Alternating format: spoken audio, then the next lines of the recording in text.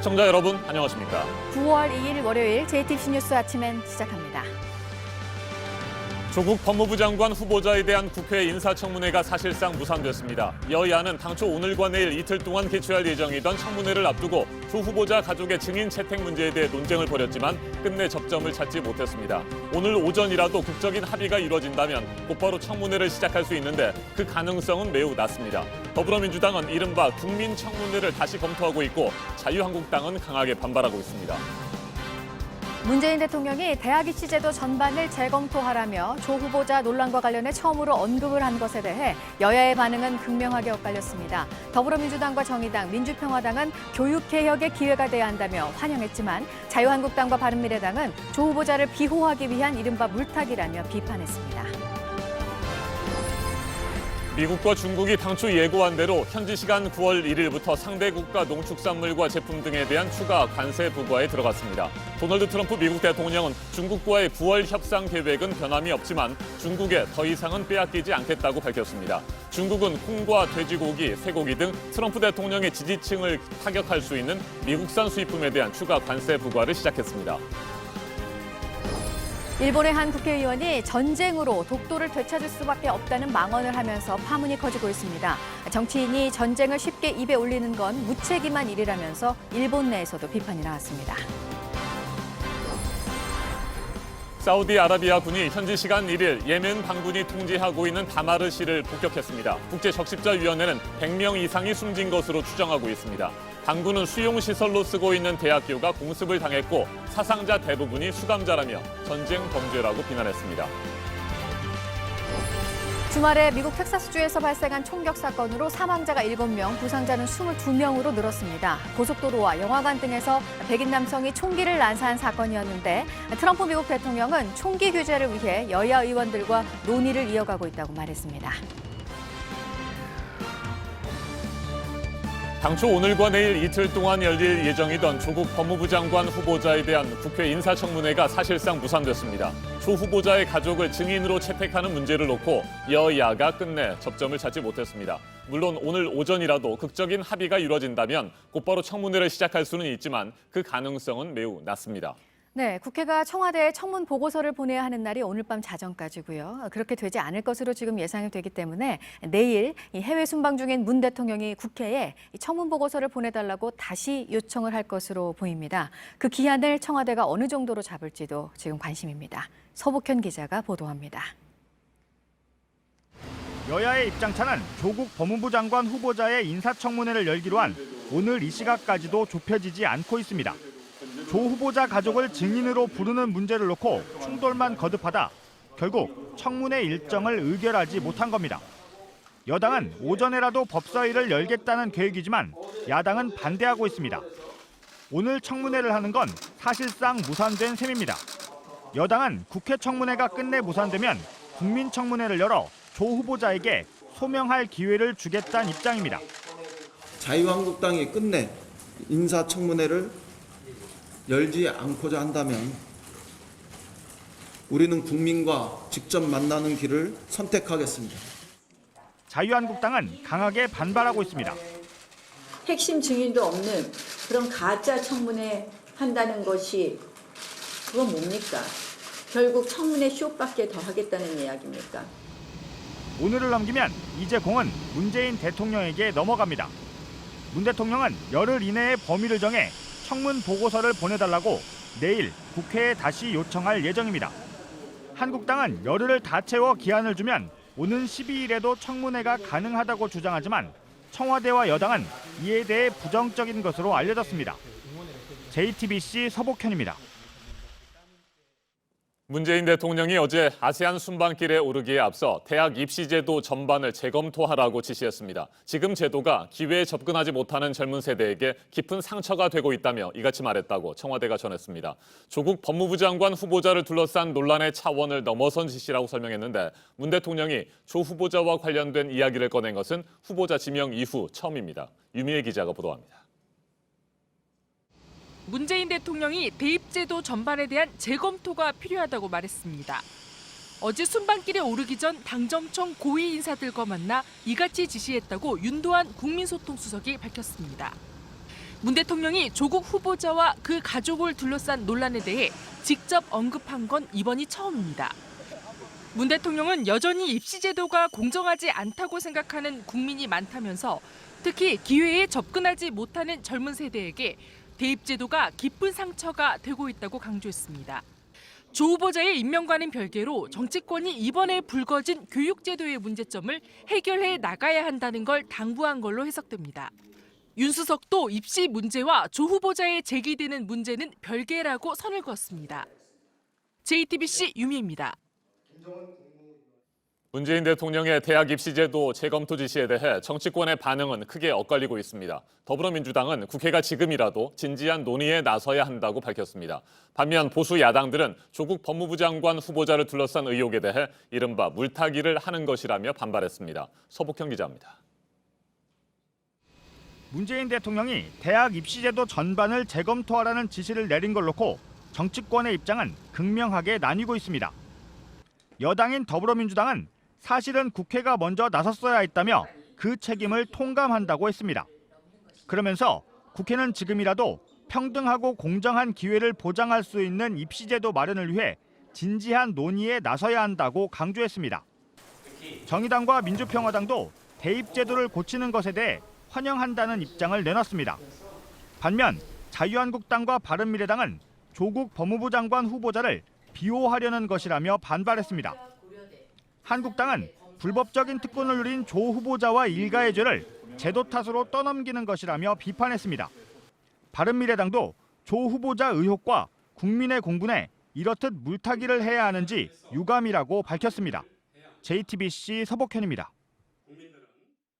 미국과 중국이 당초 예고한 대로 현지 시간 9월 1일부터 상대 국가 농축산물과 제품 등에 대한 추가 관세 부과에 들어갔습니다. 미중 무역 갈등의 골이 더욱 깊어지고 있습니다. 도널드 트럼프 미국 대통령은 추가 관세를 강행한 이후 처음으로 입장을 밝히면서 중국과의 9월 협상 계획은 변함이 없다고 말했습니다. 그러면서도 중국에 더 이상은 빼앗기지 않겠다고 덧붙였습니다. 협상이 여전히 만만치 않을 것임을 예고했습니다. 워싱턴을 연결합니다. 임종주 특파원, 트럼프 대통령의 입장 좀 더 구체적으로 살펴보죠. 네, 관세 부과를 강행한 트럼프 대통령이 백악관에서 기자들을 만나 중국과의 이달 중 무역 협상 계획에는 변함이 없다는 입장을 밝혔습니다. 직접 들어보겠습니다. We are talking to China. The meeting is still on, as you know, in September. That hasn't changed. They haven't changed it. We haven't. We'll see what happens. 자, 그렇다면 중국과의 협상을 언제쯤 다시 시작할지에 대해서는 밝히지 않았습니까? 네, 협상이 언제 어디서 열릴지 구체적인 내용은 언급하지 않았습니다. 중국과 얘기하고 있다고 한 점으로 미뤄서 협상을 위한 논의가 진행 중인 것으로 보입니다. 앞서 중국 측도 9월 협상 문제를 미국과 논의하고 있다는 입장을 밝힌 바 있습니다. 네, 그러니까 미국과 중국 양측이 추가 관세 부과를 강행하면서도 협상의 문은 계속해서 열어두고 있다, 이렇게 봐야 할 것 같습니다. 혹시 말이죠, 트럼프 대통령이 협상과 관련해서 추가적으로 언급한 내용은 없는지요? 트럼프 대통령은 중국에 해마다 5천억 달러씩 손해를 봐왔다고 주장해 왔는데 오늘도 그 수치를 언급하면서 더는 빼앗기지 않겠다고 말했습니다. 이 대목도 들어보겠습니다. But we can't allow China to rip us off anymore as a country. We can't allow China to take $500 billion a year out of our country. We can't do that. 네, 결국 협상이 다시 시작되더라도 쉽지는 않을 것 같은데 미국의 이번 관세 부과에 맞서서 중국도 맞불 관세를 부과했죠. 네, 그렇습니다. 우리 시간으로 어제 낮 1시 1분에 미국의 15% 추가 관세 부과가 시작됐습니다. 1,120억 달러, 135조 원어치에 이르는 중국산 수입품이 대상입니다. 옷과 신발, 기저귀까지 상당수 소비재가 포함됐습니다. 기계류나 부품 등 중간재를 넘어 소비재까지 추가 관세 부과 대상이 확대된 것입니다.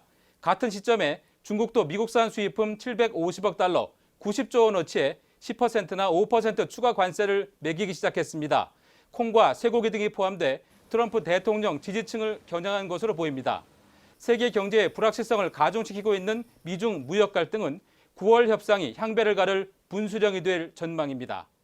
워싱턴에서 JTBC 임종주입니다. 일본의 한 국회의원이 독도와 관련해 또 망언을 했습니다. 한국이 불법으로 점거하고 있으니 전쟁으로 되찾을 수밖에 없지 않겠느냐는 겁니다. 일본 내에서도 비판이 나옵니다. 김혜미 기자가 보도합니다. 다케시마가 과연 교섭으로 돌아올 수 있을까? 전쟁으로 되찾을 수밖에 없지 않느냐? NHK에서 국민을 지키는 당에 소속된 중의원 마루야마 호다카가 소셜미디어에 올린 글입니다. 그는 일본 정부가 한국 의원들의 독도 방문에 강력 항의했다는 소식을 전하며 망언을 이어갔습니다. 일본 고유의 영토인 다케시마가 불법 점거됐다면서 각종 유사시의 자위대가 출동해 불법 점거자들을 쫓아내는 것 외에 어떻게 되찾을 수 있겠냐고 했습니다. 이 발언에 대해 일본에서도 정치인이 전쟁을 쉽게 입에 올리는 것은 한심하고 무책임한 일이란 비판이 나왔습니다.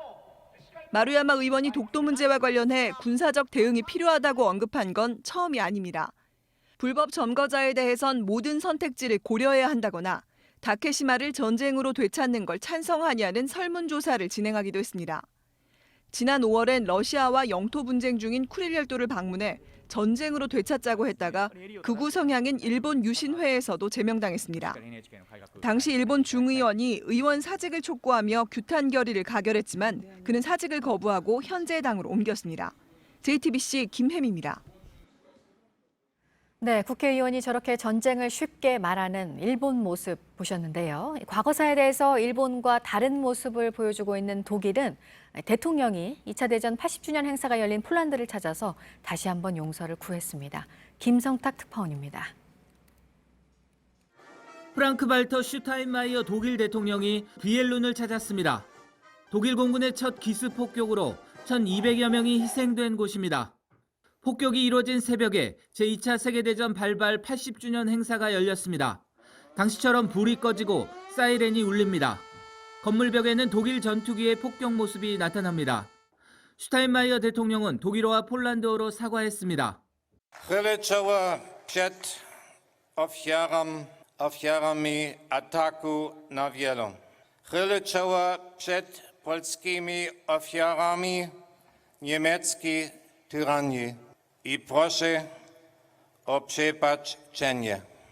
비엘룬에서 벌어진 참사에 대해 아는 독일 국민이 너무 적다고도 했습니다. 안제이 두다 폴란드 대통령은 독일의 당시 공습을 민간인을 겨냥한 테러이자 전쟁 범죄로 규정했습니다. 목격자가 모두 사라져도 2차 세계대전을 잊을 수 없다며 잘못이 반복되지 않도록 하기 위한 것이라고 말했습니다. 두다 대통령은 슈타인마이어 대통령의 방문을 도덕적 배상이라며 감사의 뜻을 표했습니다.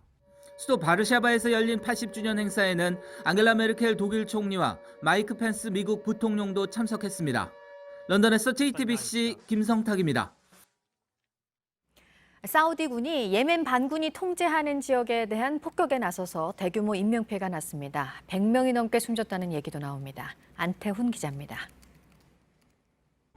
여러 채의 건물이 형체를 알아볼 수 없을 정도로 부서졌습니다. 구조대원들은 건물 곳곳에 파묻힌 시신을 수습합니다. لحد الآن في حدود 50 جثة ولا زال البحث جاري لحد الآن. ما أقدر أدي لك أنا أي رقم الآن لأنه عاد إحنا ما زلنا في مرحلة البحث وتجميع الجثث لحد الآن. 사우디군이 예멘 반군이 통제하는 예멘 남서부 다마르주의 다마르시를 폭격한 것입니다. 사우디군은 반군의 군사시설을 겨냥한 합법적 공격이라고 주장합니다. 이번 작전의 표적은 후티 반군의 무인기와 미사일 기지라는 것입니다. 하지만 반군은 수용시설로 쓰는 대학교가 공습을 당했고 사상자 대부분이 수감자였다며 전쟁 범죄라고 비난했습니다. 양측의 주장은 엇갈리지만 이번 폭격으로 사망자만 100명이 넘는 것으로 알려졌습니다. 반군 측은 최소 60명의 수감자가 숨지고 50여 명이 다쳤다고 발표했습니다. 국제적십자위원회는 100명 이상이 사망했을 수 있다고 추정했습니다. 반군은 폭격당한 시설에 수감된 포로는 예멘 정부와 합의에 따라 교환하려던 대상자였다고 주장했습니다. 사우디는 이란이 후티 반군을 지원하고 있다고 주장하며 예멘 합법 정부를 지원한다는 명분으로 2015년부터 예멘 내전에 개입하고 있습니다. JTBC 안태훈입니다.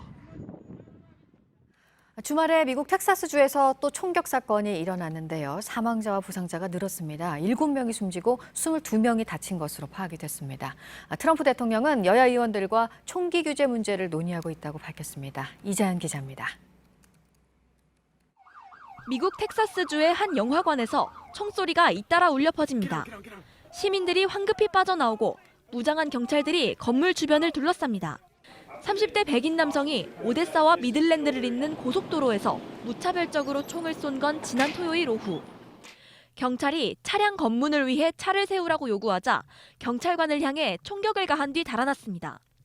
이후 영화관과 쇼핑센터 등을 오가며 총을 난사했습니다. 운전자와 쇼핑객들이 표적이 됐습니다. 사망자는 사건 직후보다 2명 늘어난 7명으로 파악됐고 부상자는 22명입니다. 17개월 된 어린아이도 오른쪽 가슴과 입 부위를 다쳐 봉합수술을 받았습니다. 텍사스의 월마트 매장에서 총기 난사로 22명이 숨진 뒤 한 달도 안 돼 일어난 일입니다. 총격범은 대량 살상에 흔히 쓰이는 총기를 사용한 걸로 알려졌습니다. 사건을 수사 중인 FBI는 당국이 이번 사건을 테러리즘과는 연계가 없는 걸로 보고 있다고 전했습니다.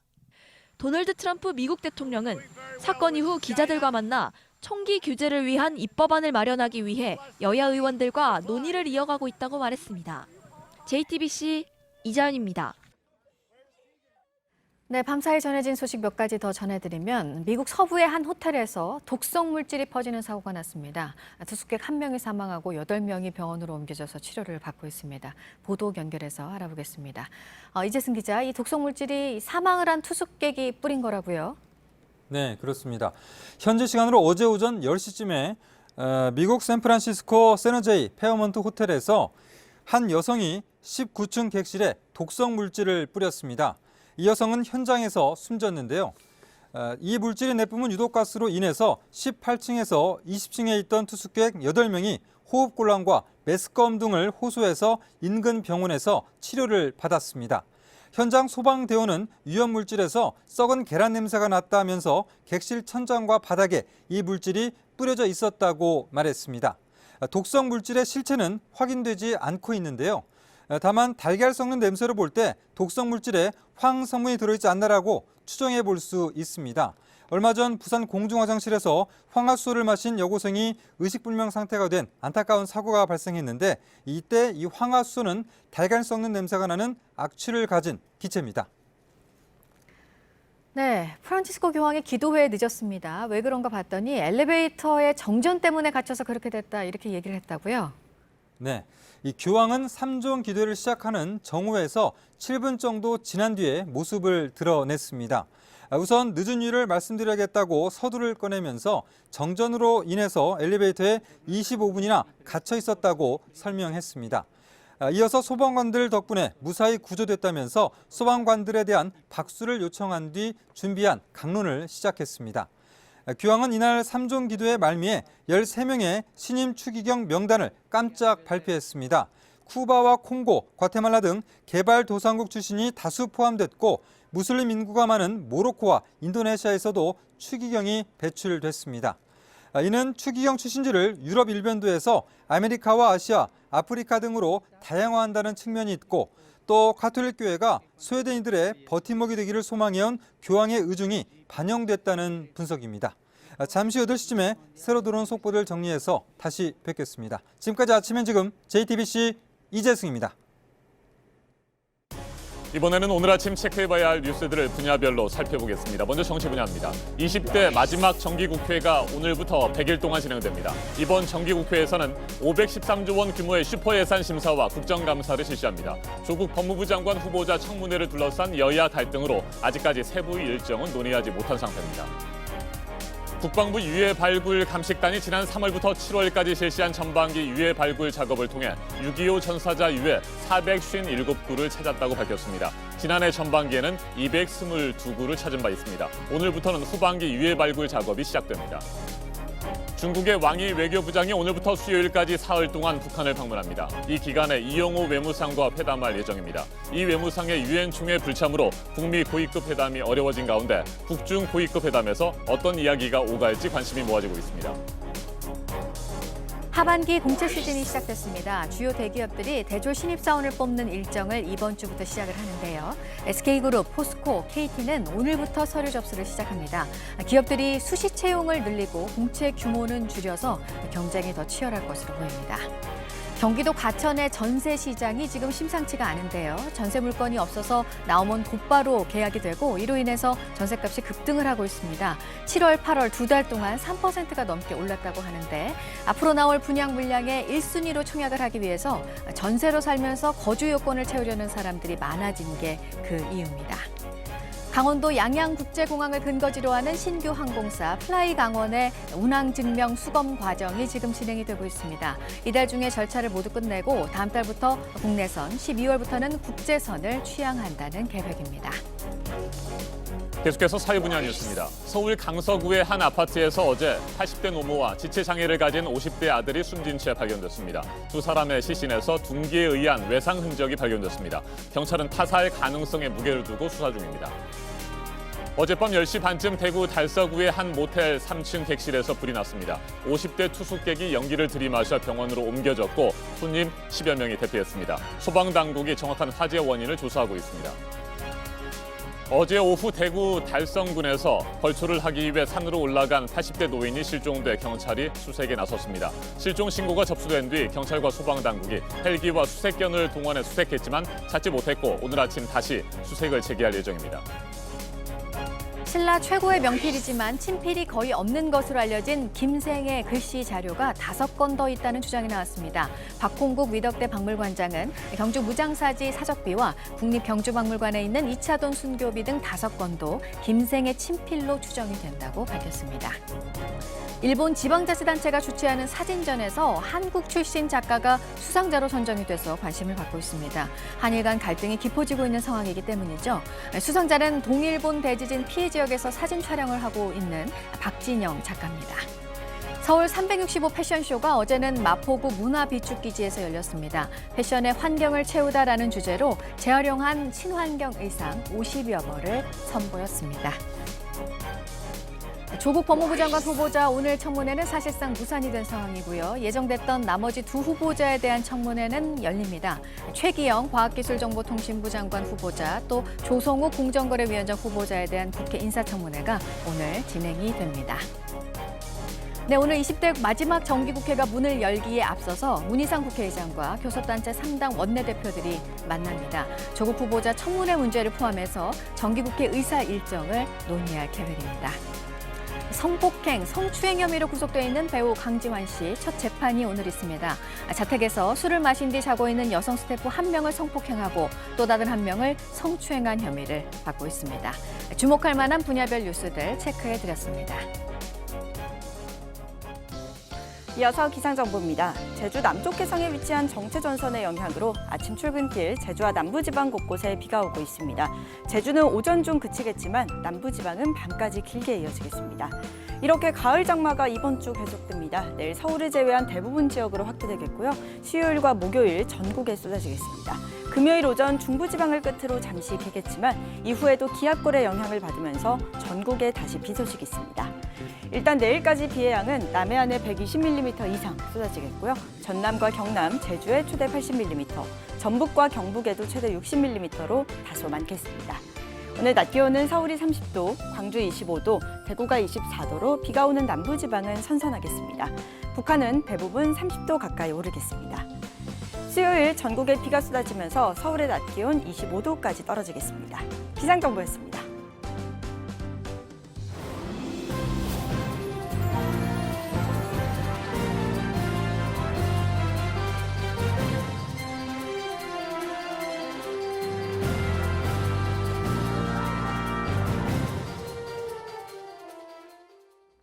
너희들 시집 가려고 공부하는 것 아니냐. 여자가 키 크면 장애다. 한 여대 교수가 수업 시간에 이런 말들을 계속 내뱉다가 결국 해임됐습니다. 그러자 억울하다며 소송을 냈는데 법원도 해임할 만하다고 판단했습니다. 박민규 기자입니다. 해임된 김모 씨는 서울의 한 여대의 학과장이었습니다. 이제 여대를 폐지해야 된다는 그런 얘기랑 전쟁 나면 여자가 몸 팔아야 된다 뭐 이런 식으로 싫어도 어쩔 수 없이 훑고 들었는데 수업 시간에 여성 혐오 발언을 일삼았습니다. 시집 가는 게 취직하는 것이라거나 여자가 키 크면 장애, 액면가대로 행동하라고 학생들에게 말했습니다. 자신의 소셜미디어엔 기왕이면 예쁜 여경을 뽑으라거나 여군에게 하이힐을 제공하라고 썼습니다. 죽은 딸을 팔아 출세했다며 세월호 유족을 비하하기도 했습니다. 학생 146명은 출석을 거부하고 김 씨의 사퇴를 요구했습니다. 결국 대학은 지난해 6월 김 씨를 해임했습니다. 그러자 김 씨는 학생들이 말뜻을 오해했고 해임까지 된 건 너무하다며 소송을 냈습니다. 법원은 해임이 정당하다고 봤습니다. 김 씨가 성차별적 편견으로 여성 집단 자체에 대한 혐오 감정을 표현했다는 겁니다. 법원은 또 저속하고 자극적인 발언으로 여대생들이 모욕감을 느꼈을 거라고 했습니다. 학생들은 판결을 환영했습니다. 그러면 안 될 것 같은 분이라서 맞다고 생각하고요. 다른 학교에서도 절대 안 될 일이라고 생각합니다. JTBC 박민규입니다. 일본 우익단체 간부가 주일 한국대사관 우편함을 파손한 혐의로 어제 일본 경찰에 체포됐습니다. 우익단체 회장 대행인 67살 하라구치 나카오 씨는 독도 관련 내용이 담긴 한국 정부에 대한 항의문을 대사관 우편함에 넣은 뒤 파손했다며 혐의를 인정했습니다. 주일 한국대사관 관계자는 우익단체 회원 6명이 한국과의 국교 단절을 원한다는 주장 등을 펼치던 중 이 같은 일이 벌어졌다고 설명했습니다. 강원도에서 등산객들의 사고가 잇따라 1명이 숨지고 2명이 다쳤습니다. 강원도 소방본부에 따르면 어제 오전 화천군 동촌리 계곡에서 산에 오르던 65살 A씨가 갑자기 떨어진 돌에 맞았습니다. A씨는 인근 병원으로 긴급 이송됐지만 숨졌습니다. 비슷한 시각 속초 설악산 토왕성 폭포 인근에서는 발목 골절로 50대 B씨가 구조 헬기를 통해 병원으로 옮겨졌습니다. 또 인제읍 소양강 둘레길에서는 30살 C씨가 무릎을 다치고 탈진해 헬기로 이송됐습니다. 울산대학교 병원 청소 노동자들로 구성된 공공운수노조 의료연대본부 민들레 분회가 오늘부터 전면 파업에 돌입합니다. 분회 측은 병원과 올해 임금 협상을 8차례 진행했지만 합의점을 찾지 못했다고 밝혔습니다. 민들레 분회는 시급을 10,000원으로 인상하고 상여금도 250% 올려줄 것을 요구하고 있는데 병원 측과 입장차가 여전히 큰 상태입니다. 정치 사회적으로 논란이 뜨거운 이슈에 대해 다양한 목소리를 들어보는 맞짱 토론 시간입니다. 오늘은 조국 법무부 장관 후보자와 관련된 여야 공방과 인사청문회 등에 대해 집중적으로 살펴보겠습니다. 먼저 출연자들을 소개해드립니다. 제 오른쪽에 최창렬 용인대 교수 나오셨습니다. 안녕하십니까? 네. 그리고 제 왼쪽에 신율 명지대 정치외교학과 교수입니다. 어서 오십시오. 예, 안녕하세요. 네, 안녕하십니까? 당초 오늘과 내일 이틀 동안 개최될 예정이던 조국 법무부 장관 후보자에 대한 국회 인사청문회는 사실상 무산됐습니다. 물론 오늘 오전에라도 여야가 극적으로 합의한다면 청문회는 곧바로 시작될 수 있지만 그 가능성은 매우 낮습니다. 본격적인 토론 시작하겠습니다. 두 교수님께 질문을 드리겠습니다. 여야가 막판까지도 논쟁을 벌였던 부분이 조국 후보자의 부인과 딸 등 가족을 청문회 증인으로 채택할지 말지에 대한 부분이었습니다. 이에 대해서 논쟁이 치열했고 결국 결론을 내지 못했는데 어떻게 생각하시는지. 오늘은 신율 교수님께서 먼저 답변하시겠습니까? 네. 저는 사실 그렇게 생각합니다. 일단 첫 번째로 제가 지적하고 싶은 것은 과거에도 가족이 출석한 적이 없다. 이런 얘기를 민주당 쪽에서 하는데 네. 있었습니다. 예를 들면은 김황식 총리 후보자 청문회 때 김황식 당시 후보자의 누나가 청문회에 출석한 적이 있고요. 그다음에 김태호 총리 후보자에 대한 청문회 때 형수가 청문회에 출석한 적이 있습니다. 네. 그리고 물론 이거는 인사청문회가 아닙니다만 과거에 그 김대중 정부 시절에 그 온로비 사건이 있었지 네. 않습니까? 그때 이제 그 의혹의 중심에 있었던 검찰총장의 부인이 실제로 그 사과문도 발표하고 증언대에 오른 적도 있거든요. 그러니까 네네. 이게 뭐 한 번도 없다 이런 논리는 그런 주장은 조금 우리가 좀 더 자세히 들여다봐야 된다 이런 생각이 들고요. 두 번째, 저는 사실 그 뭐 자유한국당이 그렇게 그거 가족들을 꼭 불러놔야 된다고 고집 피울 이유가 없다고 생각해요. 왜 그러냐면 실제로 지금 자유한국당이 요구하고 있는 가족들의 상당수는 출국 금지를 지금 당한 상태 아니겠습니까? 네.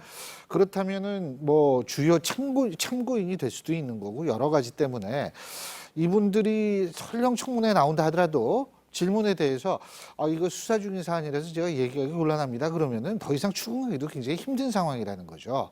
그렇기 때문에 제가 볼 때에는 어차피 뭐 어떤 얘기를 청문회에서 듣기 힘든 거니까 제가 볼 때에는 적당선에서 타협을 하고 청문회를 좀 여는 것이 좋지 네. 않을까라는 생각을 합니다. 예. 네. 후보자의 가족을 청문회에 불러들인 사례가 과거에 전혀 없었던 것은 아니지만 예. 가족을 청문회 증인으로 부르는 것에 대해서 너무 고집 피울 필요는 없을 것 같다 그렇죠. 이런 입장이시군요. 치료적인 증언이 나오기가 힘든 상황이 아닌가 이런 생각이 든다는 거죠. 네. 예. 최창열 교수님께서는 어떤 의견이세요? 저도 그렇게 생각해요. 네. 지금 이제 어차피 청문회가 합의됐었잖아요. 오늘하고 내일로 합의가 됐었는데 이 가족 채택 여부, 증인 채택 여부 때문에 지금 결국은 사실상 무산됐다고 이제 우리가 예상하는 건데요. 네. 증인을 사실은 부르는 게 맞긴 맞다고 봐요. 왜냐하면 지금 조국 후보자에게 제기되는 여러 의혹들이 거의 뭐 어머니, 딸 그리고 이제 부인 뭐 이렇게 다 연관이 돼 있는 게 사실이거든요. 네. 그런데 사실 또 가족을 증인으로 채택하는 것을 조국 후보자 측이나 민주당이 반대한다면 또 그걸 강제할 방법도 없어요. 네. 아까 말씀처럼 김태호 전 총리 후보자나 이런 경우가 있었다 하더라도요. 그래서 이 문제를 자꾸 청문회 쟁점으로 가지고 가는 거는 한국당으로 볼 때 저도 바람직한 전략이 아닌 것 같거든요.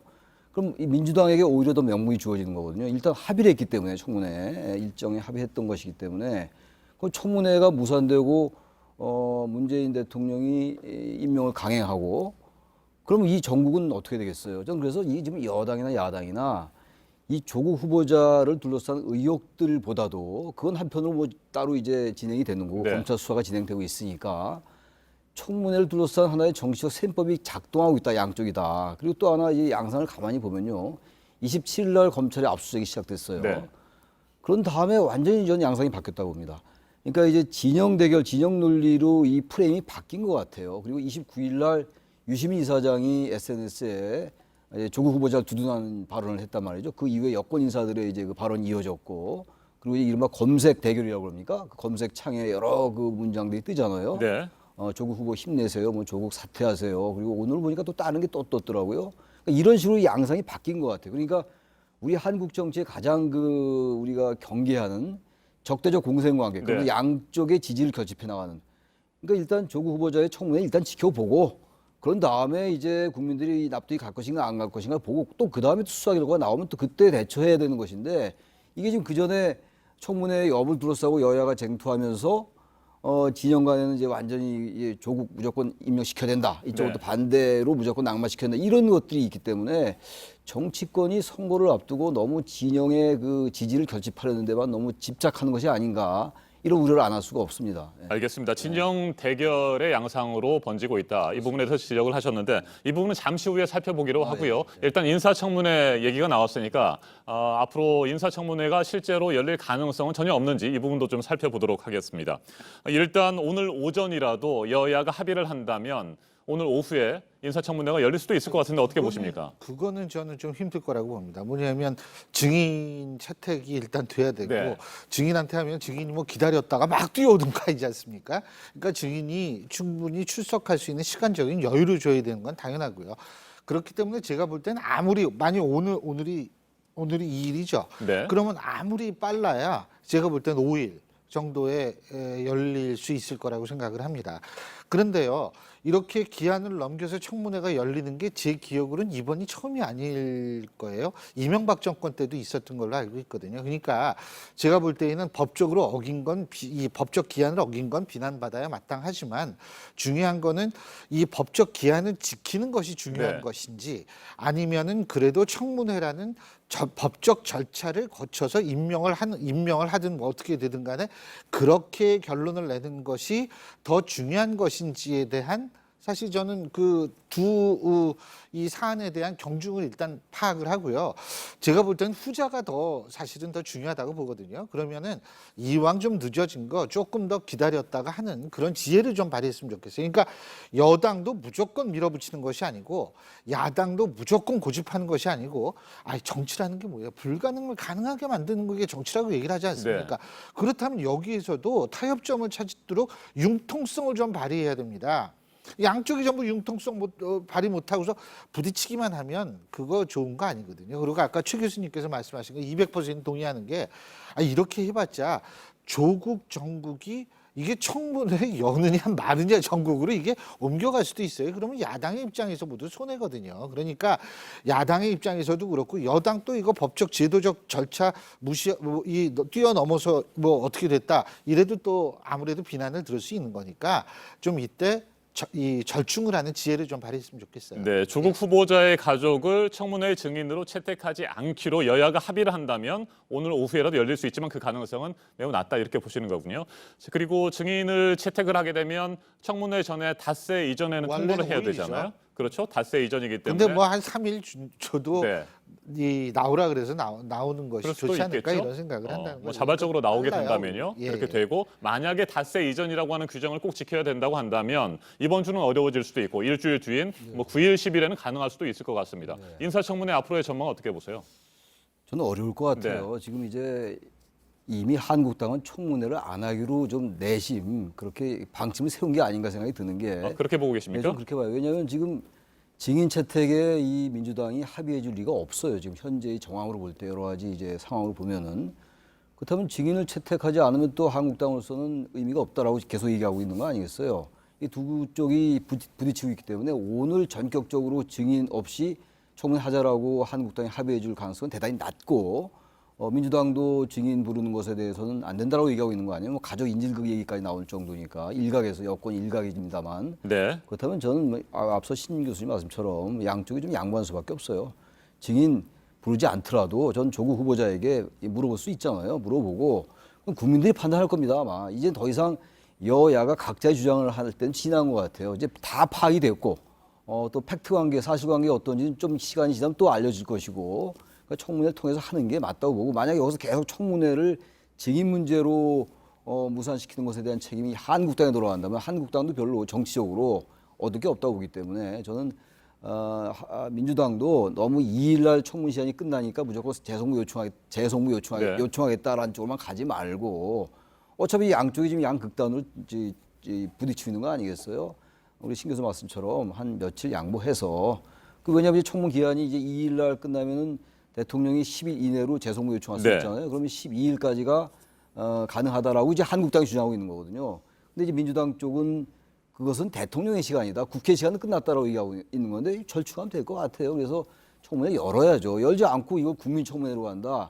이건 저는 맞지 않다고 보기 때문에 한국당이 좀 양보해라 이렇게 말씀드리고 싶습니다. 네, 신 교수님. 그럼에도 불구하고 인사청문회가 열리지 못한다고 한다면 당장 내일 문재인 대통령이 청문 보고서 재송부를 요청을 하고 뭐 열흘 이내에 재송부가 이루어지면 됩니다만 지금 뭐 들리는 얘기로는 한 3일 정도의 여유 기간을 두고 이번 주 금요일쯤에 뭐 임명을 강행하지 않겠느냐 뭐 이런 얘기도 나옵니다. 그 가능성에 대해서는 어떻게 생각하세요? 저는 솔직히 가능성은 높다고 봅니다. 그런데 사실 우리가 제도와 절차 이게 법적으로 하자가 없는 절차라 하더라도 실제로 기존에 법적으로 이 보장돼 있는 국회의 청문 권한을 최대한도로 인사청문 권한을 최대한도로 이 존중해 준다는 인식을 국민한테 준 다음에 그 다음에 임명하는 것이 사실 저는 좀 부작용을 줄이는데 제일 중요한 부분이 아닐까 이런 생각이 듭니다. 제가 항상 하는 얘기지만 이 장관이라는 자리는 국민하고 자주 접촉하는 자리이기 때문에 국민적 신뢰를 받는 것이 되게 중요한데 지금 여러 가지 의혹이 불거지고 있습니다. 그런데 거기에서도 신뢰가 좀 훼손될 가능성도 있는데 거기다가 대통령이 청문회 없이 그래 이거 청문회 당신네들 안 했지 난 그냥 임명할 거야 이게 내 권리니까라고 하면은 제가 볼 때는 더 좀 그 신뢰라는 측면에서 문제가 발생할 소지가 있기 때문에 법적 하자, 절차적 하자가 없다 하더라도 제가 볼 때에는 과거처럼 국회의 인사청문 권한을 존중해주는 자세를 보여주는 것이 절실하게 필요하다고 생각합니다. 네, 만일 인사청문회 없이 대통령이 임명을 강행한다면 그에 대한 정치적 책임은 오롯이 대통령이 지는 것 아니겠습니까? 여당도 마찬가지죠. 여당 자체가 인사청문 권한이라는 것을 지금 좀 절충을 하면 되는데, 그리고 아무래도 권력 가진 쪽이 여당 아닙니까? 힘이 세잖아요. 힘이 센 사람이 조금 더 양보를 하는 자세를 보여주는 이런 모습들이 사실 필요한데, 그런 거 없이 그냥 맞부딪히고 똑같이 하려고 한다면 제가 볼 땐 결국 부담은 여당이 더 지게 된다는 거죠. 제 얘기는. 아무리 뭐 야당 때문에 그렇다 그렇게 얘기를 한다 하더라도. 그래서 좀 그런 데서의 지혜와 합리성을 좀 발휘할 필요가 있지 않을까라는 생각이 든다는 겁니다. 네, 최창열 교수님, 임명 강행 가능성에 대해서는 어떻게 보십니까? 임명 강행할 가능성이 많다라는 게 지배적인 전망이에요. 네. 저도 이제 거기에 무게를 실는 편인데, 청문회 없이 이런 상황에서 임명을 강행한다면 법무장관이 된 다음에 조국 후보자가 설령 검찰개혁을 잘 프로세스를 진행해 나간다 하더라도, 검찰개혁이라는 게 뭐 한두 달 내에, 하루 이틀 내에 끝나는 게 아니잖아요. 만약에 일주일 내에 검찰개혁의 성과가 딱 나타난다면 그 전에 여러 가지 의혹들이나 여러 쟁점들이 해소될 수가 있어요. 결과가 좋으니까. 네. 그게 쉽지 않지 않습니까? 국회 법은 넘어가 있는 것이고. 그렇다면 저는 청문회 없이 임명을 강행하는 거는 정권으로서는 뭔가 밀어붙이쳐서 정부의 주도권을 확보한다고 생각할지 모르겠으나, 저는 그렇지 않다고 봐요. 저는 그래서 그렇게 강행할 가능성은 오히려 낮을 것 같아요. 지난번에도 있었어요. 조윤주 중앙선거관리위원회 상임위원 청문회 없이 통과시켰습니다. 올해 2월 달인가요? 그러나 더 이상 이제 이렇게 하면 저는 안 될 것 같아요. 그래서 가족 이제 증인 출석 여부를 두고 이제 여야가 이제 이 출석 신경전을 하고 있는데, 네. 증인 문제는 여당이 과감하게, 야당이 양보하고 증인 없이 우리도 하겠다라고 한 다음에 오늘 하면 되겠지만, 오늘은 좀 어려울 것 같고, 아무래도 며칠 있다가, 그렇다면 증인을 부르지 않는 거에 양보했으니까 한국당이, 이쪽에 여당은 원래 3일부터는 대통령 시간이라고 했습니다만 그 전 12일까지 시간이 있으니까 증인 채택 없이 한다. 그럼 이제 2일 지나서 하고 이쪽은 증인 포기하고, 이러면 양자가 합의가 되는 거거든요. 일단 그래서 청문회는 열어야죠. 청문회 없이 이런 상황 속에서 임명한다. 그러면 이게 진영 간의 대결 논리는 완전히 이성을 상실할 것 같아요. 완전히 적대적 공생 구도로 가버리기 때문에 향후 이 구도를 어떻게 할 겁니까? 여러 가지 국내외적인 대내외적인 이런 위기가 있는데 통합 그냥 완전 분열로 치달을 거예요. 저는 그런 부분에서 여권이 이런 걸 조금 감안하고, 야당도 마찬가지예요. 그래서 일단 청문회 열자. 연 다음에 그때 여러 가지 또 상황이 또 될 겁니다. 그때 가서 보자라는 겁니다. 일단 열자는 거예요, 청문회를. 네. 자, 그런데 자유한국당 나경원 원내대표는 핵심 증인이 없는 청문회는 가짜 청문회다, 이렇게 주장을 하고 있습니다. 여전히 뭐 그런 뜻을 굽히지 않고 있는 상황이어서 과연 증인이 없는 상태에서 청문회가 진행될까, 뭐 이런 우려도 있고요. 그 같은 상황에서 만약에 임명이 강행된다고 한다면 그게 뭐 임명 강행으로 끝나는 문제가 결코 아니고요. 그렇죠. 검찰의 수사가 진행되고 있고, 또 자유한국당을 비롯한 보수 야당들은 국정조사와 특검 등을 요구하고 있는 상태입니다. 뭐 계속해서 논란은 불가피한 상황입니다. 어떻게 전망하세요? 그 증인 없는 청문회 뭐 이런 얘기도 사실 맞아요. 제가 볼 때는. 근데 이제 중요한 거는 검찰 수사가 진행 중이라는 점을 우리가 생각을 꼭 해야 됩니다. 네. 그러니까 지금 검찰 수사 진행 중이고, 또 하나 뭐냐면 지금 주요 증인들 중에 예를 들면 사모펀드에 관련한 사람들 중에 일부는 지금 외국에 나가 있대요. 예? 검찰에 들어라 지금 이런 얘기를 하고 있는 상황인데, 당연히 청문회도 안 오겠죠. 그렇기 때문에 지금 상황에서 주요 증인들이 과연 이렇게 출석을 해가지고 나올 수 있는 상황인가? 이게 초유의 상황 아니에요, 사실은. 검찰 수사와 청문회를 동시에 해야 된다라는. 그렇다면 이게 둘에 이게 걸쳐 있는 증인 채택이 된 사람들은 사실상 나와도 할 일이 없다, 할 얘기가 없다. 네. 제가 아까 말씀드렸지만, 그렇기 때문에 증인 없는 청문회, 이게 평시 같은 검찰 수사 안 하면은 이건 사실 당연히 불러야 되는 건데, 수사랑 같이 가고 있기 때문에 제가 볼 땐 증인 없는 청문회 그건 타당하지만 지금의 특수성을 감안해야 된다라는 생각이 들고요. 검찰 수사랑 같이 한다는. 그리고 특검 국정조사 얘기 뭐 한다고 그 주장을 합니다만, 지금 검찰이 하는 것을 봐서는 특검 얘기는 지금 나올 때가 전혀 전 아니라고 생각합니다.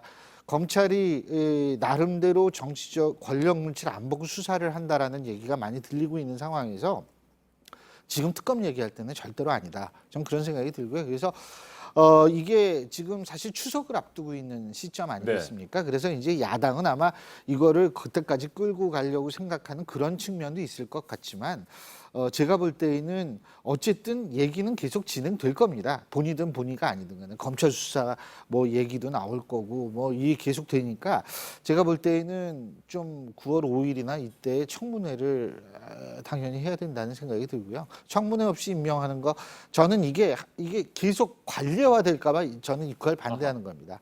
청문회라는 게 행정부의 인사권을 입법부가 견제하는 건데 인사청문회라는 게 이거 자꾸 이런 식으로 한번 선례 만들고 또 나오고 이러면 사실 입법권에 굉장한 침해가 이루어지거든요. 그런 일은 없어야 될 겁니다. 아주 좋지 않은 선례를 남길 수도 있다. 이런 우려까지 말씀을 해주셨습니다. 최창렬 교수님, 일단 뭐 자유한국당을 비롯한 보수 야당에서는 임명이 강행되든 안 되든 간에 이 문제 뭐 계속 물고 늘어질 가능성이 높다고 봐야겠죠. 그렇다고 봐야 되겠죠. 법무장관으로 임명이 안 된다면, 임명을 하지 않는다면 뭐 이제 논란은 수그러들겠죠. 그러나 임명을 한다면 아까 뭐 특검 얘기도 할 거고 국정조사 얘기도 할 거고 뭐 여러 가지 한국당이 준비하고 있는 카드는 많을 거예요. 그리고 또 검찰 수사는 한편 진행될 것이고, 그러면서 일단 검찰 개혁에 막 이제 드라이브를 걸 겁니다 아마. 그렇다면 이제 검찰 개혁에 드라이브 건다 하더라도 야당이 계속 반대를 할 거예요. 그럼 지금 검경 수사권 조정이라든지 검찰 개혁 이런 건 결국은 법안의 통과가 전제돼야 되는 것이거든요. 법을 개정해야 되는 문제이기 때문에 과연 그럼 결과를 얻어낼 수 있을 것인가, 성과를 현실적으로 얘기하는 거예요. 당위적인 걸 얘기하는 게 아니라. 그렇다면 만약에 저의 추정인데. 문재인 정권은 여러 가지 논란이나 의혹들에도 불구하고 조국 법무부 장관이 돼서 그립을 딱 잡고 청와대가 미는 인사가 됐으니까 검찰개혁의 성과를 내면 아까 잠깐 말씀드린 것처럼 뭔가 국민들이 바로 이래서 그렇게 문재인 대통령이 고집을 피웠구나, 강행하려 했구나 라고 생각할 수 있겠습니다만 그 시간이 생각보다 많이 걸릴 거예요. 그리고 야당의 협조를 얻지 못한다면은 의외로 그러한 어떤 그 전반적인 향후 구사하고 있는 여권의 프로세스가 제대로 진행이 안 될 수도 있어요. 그렇기 때문에 청문회를 없이 임명을 강행한다면 그런 명분을 더 야당에게 주는 것이고 또 국민들도 상당히 반발할 수 있어요. 가뜩이나 비판적인 국민들은 물론이고 중도 지대에 있는 유권자들도 다시 이반될 수가 있는 것이군요. 저는 그래서 제가 항상 강조하는 겁니다만 결국은 민주주의는 인민주권입니다. 주권 재민이에요. 민심이 어디에 있는가 정확히 파악해야지 조국 후보자를 낙마시키면 정권이 밀린다. 이것도 구시대의 정치 프레임이고 설령 그렇게 하더라도 오히려 국민들의 지지를 얻을 수가 있죠. 저는 그래서 여러 가지 고려하되 지금 이제 와서 뭐 이제 자진 철회해라 이런 말은 통하지도 않으니까 더 이상 의미도 없는 것 같아요. 이제 벌써 오래됐어요. 8월 9일 날 지명했었거든요.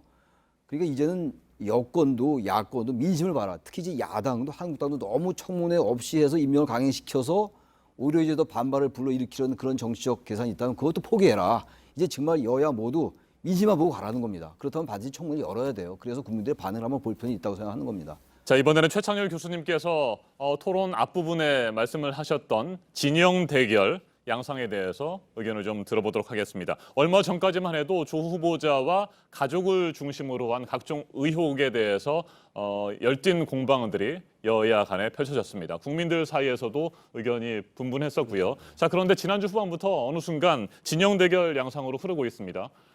문재인 대통령을 지지하는 쪽과 반대하는 쪽, 그다음에 보수와 진보, 또 더불어민주당과 자유한국당 등 보수 야당 뭐 이런 대결 흐름으로 진행이 되고 있는데 이 같은 프레임 전환이 자연스러운 것이라고 보시는지 아니면 자칫 잘못하면 이런 프레임 전환 자체가 아주 기본적인 뭐 도덕성 검증이라든지 정책 비전이라든지 역량을 검증하는 차원에서 벗어나 전혀 다른 양상으로 번질 수 있다 이런 우려도 있는 게 사실인 것 같거든요.